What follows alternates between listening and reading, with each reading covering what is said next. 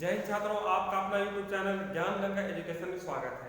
आज हम पढ़ने जा रहे हैं बीएड अंतिम वर्ष के अंतर्गत शास्त्र की विशेषताएं। इसके पहले हमने जाना शास्त्र क्या है, तो हमने जाना कि शास्त्र को अंग्रेजी में बोलते हैं डिसिप्लिन, और डिसिप्लिन का अर्थ होता है अनुशासन। लेकिन यहाँ पर अनुशासन से इनका तात्पर्य नहीं है, बल्कि अनुशासन का एक विषय के रूप में संगठित संग्रह ज्ञान को हम यहाँ पर शास्त्र कहते हैं। तो इस प्रकार शास्त्र का जो सीमा है वो अलग ही है, जबकि हम इनको पहले जानते थे अनुशासन को कि एक कक्षा में जो नियंत्रण होता है, नियमबद्धता होती है, उसी को हम अनुशासन समझते थे।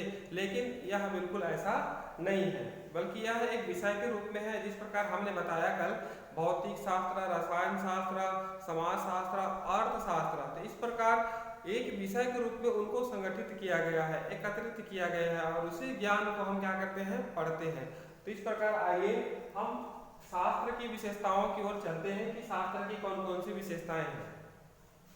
तो सबसे पहले विशेषता है इतिहास, है ना। प्रत्येक जो वस्तु है, प्रत्येक समाज है या प्रत्येक जीव जंतु है, उनका कुछ न कुछ इतिहास होता है ना। वह इतिहास पहले कुछ अलग होता है, और जैसे उसमें प्रगति होता है, अर्थात विकास होता है, अर्थात परिवर्तन होता है, तो उसका स्वरूप में परिवर्तन हो जाता है। ठीक उसी प्रकार शास्त्र का भी एक अपना स्वरूप था, जिसमें धीरे धीरे धीरे परिवर्तन होता गया, विकास होता गया, है ना। और विकास के माध्यम से ही वह आज परिपक्व रूप में हम एक विषय के रूप में क्या कर रहे हैं, पढ़ रहे हैं, उनके बारे में हम जान रहे हैं। तो कोई भी विषय समय के साथ परिपक्व और परिमार्जित होकर शास्त्र का रूप धारण कर लेता है। इस प्रकार कह सकते हैं कि कोई भी विषय समय के साथ परिपक्व होकर कोई भी शास्त्र का रूप धारण कर लेता है ना। इस प्रकार कह सकते हैं कि शास्त्र के विकास में समय लगता है। इस प्रकार कह सकते हैं कि प्रत्येक शास्त्र का कुछ न कुछ इतिहास होता है। आइए जानते हैं दूसरा, ज्ञान का निश्चित क्षेत्र। आइए जानते हैं ज्ञान का निश्चित क्षेत्र। प्रत्येक जो शास्त्र है ना, उनका एक निश्चित क्षेत्र होता है जहां से हम ज्ञान प्राप्त कर सकते हैं। तो इस प्रकार कह सकते हैं कि प्रत्येक शास्त्र का एक निश्चित क्षेत्र होता है, और क्षेत्र वह हो सकता है जैसे कि ज्ञानात्मक, भावात्मक, क्रियात्मक, है ना। हम ज्ञान प्राप्त कर सकते हैं, भाव प्राप्त कर सकते हैं, और कर के ज्ञान प्राप्त कर सकते हैं। इस प्रकार कह सकते हैं कि ज्ञान का एक निश्चित क्षेत्र होता है। आइए चलते हैं नेक्स्ट, उद्देश्य। प्रत्येक शास्त्र का उद्देश्य होता है ना। प्रत्येक शास्त्र का उद्देश्य होता है, उन्हीं उद्देश्यों की पूर्ति के लिए उन शास्त्रों का निर्माण किया जाता है, और उन शास्त्रों में ऐसे विद्वानों द्वारा व्याख्या की जाती है जिनका समाज में उपयोग होता है। तो इस प्रकार कह सकते हैं कि प्रत्येक शास्त्र का कुछ न कुछ उद्देश्य होता है, उन्हीं उद्देश्य की पूर्ति के लिए उन शास्त्रों का निर्माण होता है। जैसे समाज को दिशा प्रदान करना, गति प्रदान करना, समाज में छात्रों के अंदर चरित्र का निर्माण करना, इस प्रकार कुछ न कुछ उद्देश्य होता है। इस प्रकार शास्त्र का भी उद्देश्य है। आइए नेक्स्ट, संचित ज्ञान व शोध। इसमें कहा गया है ज्ञान को संचित किया जाता है। कहने का तात्पर्य है कि प्रत्येक शास्त्र में ज्ञान संचित होता है, और उन्हीं ज्ञान से संबंधित क्या किया जाता है, शोध किया जाता है। जैसे हम सामाजिक विज्ञान के अंतर्गत बहुत सारे ज्ञान क्या है, संचित हुआ है, अर्थात इकट्ठा हुआ है, और उन्हीं से संबंधित हम क्या कर सकते हैं, शोध करते हैं।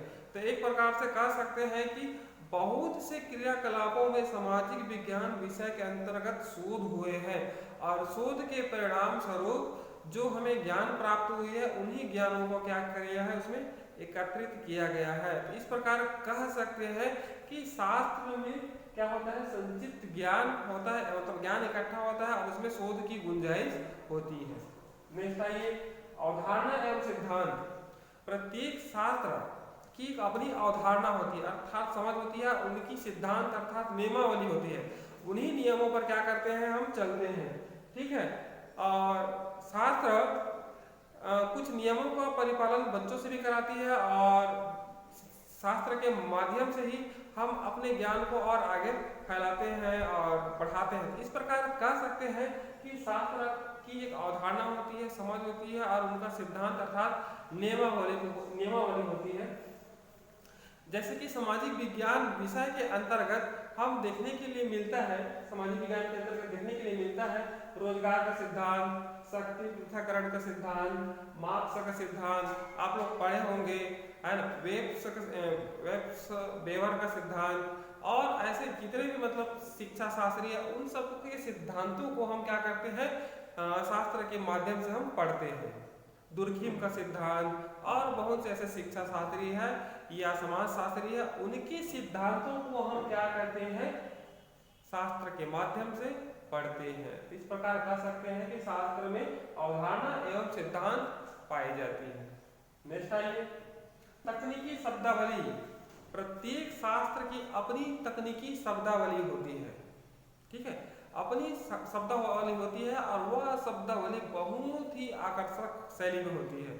जैसे हम शिक्षा शास्त्र की बात करें तो अभिक्रमित अनुदेशन, है ना, अभिक्रमित अनुदेशन और माइक्रो टीचिंग अर्थात सूक्ष्म शिक्षा, और हम सामाजिक विज्ञान में देखें तो बहुत से ऐसे और शब्दावली है जो शास्त्र को और अधिक गहराई तक ले जाती है। तो इस प्रकार कह सकते हैं कि प्रत्येक शास्त्र की तकनीकी शब्दावली होती है जो तकनीकों पर आधारित होती है। तो इस प्रकार यह हो गया शास्त्र की छठवां विशेषता, तकनीकी शब्दावली। नेक्स्ट आइए, विशिष्ट शोध विधियां। अब देखिए यहाँ पर विशिष्ट शोध विधियां, इसमें कहा गया है कि प्रत्येक शास्त्र की एक अपनी शोध विधियां होती है।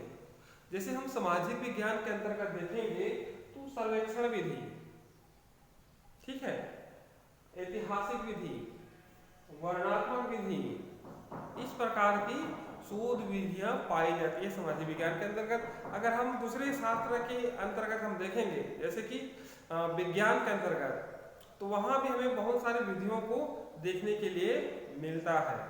तो इस प्रकार कह सकते हैं कि प्रत्येक शास्त्र की विशिष्ट शोध विधियां होती है ना। उन्हीं शोध विधियों के माध्यम से हम अनेक प्रकार के शोध करते हैं और शास्त्रों को और परिपक्व करते हैं और अपने ज्ञान को बढ़ाते हैं। इस प्रकार कह सकते हैं विशिष्ट शोध विधियां पाई जाती है। नेक्स्ट है शिक्षण विषय के रूप में। अब यहाँ कहा गया है शास्त्र एक शिक्षण विषय के रूप में।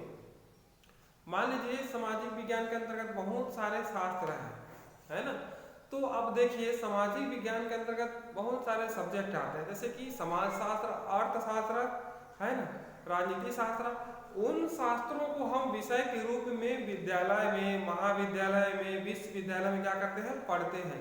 तो इस प्रकार कह सकते हैं कि प्रत्येक शास्त्र का क्या होता है, शिक्षण विषय के रूप में उपयोग होता है। उसी प्रकार हम विज्ञान के अंतर्गत देखेंगे तो विज्ञान के अंतर्गत वनस्पति शास्त्र, रसायन शास्त्र, भौतिक शास्त्र, इन शास्त्रों को हम क्या करते हैं, पढ़ते हैं। क्या के लिए, क्या के रूप में, विषय के रूप में, ठीक है। इस प्रकार की नेक्स्ट विशेषता हो गई। आइए बौद्धिक समर्थकों का समूह। अब थोड़ा ध्यान देने वाली बात यह है कि इसमें कहा गया है बौद्धिक समर्थकों का समूह। बौद्धिक अर्थात जिसके अंदर ज्यादा बुद्धिमान है ना, ज्ञान रखता है और उस विषय के क्षेत्र में ज्ञाता हो, तो ऐसे ज्ञाता के समूह, है ना, उस शास्त्र में क्या होते हैं, समाहित होते हैं। कैसे समाहित होते हैं कि बहुत से विद्वान अपने अपने विचारों को दिए रहते हैं, है ना, और उन्हीं विचारों को हम शास्त्र के रूप में पढ़ते हैं।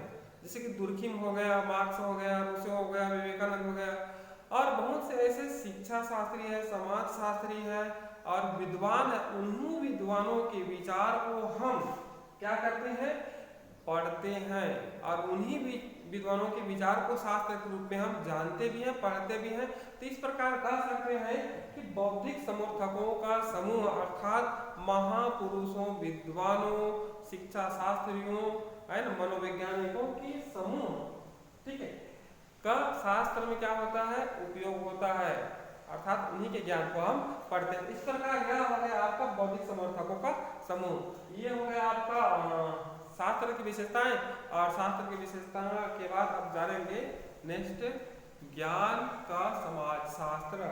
तो नेक्स्ट वीडियो में देखेंगे। धन्यवाद।